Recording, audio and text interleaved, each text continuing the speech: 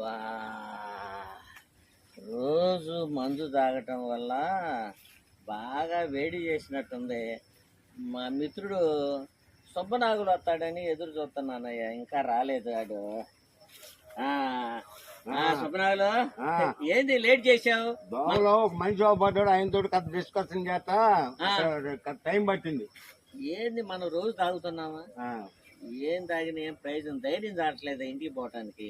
అందువల్ల ఈ రోజు నేను గూగుల్ తల్లిని అడిగి అడుగు తగిన సలహా సూచన తీసుకుంటా అనుకుంటున్నాను.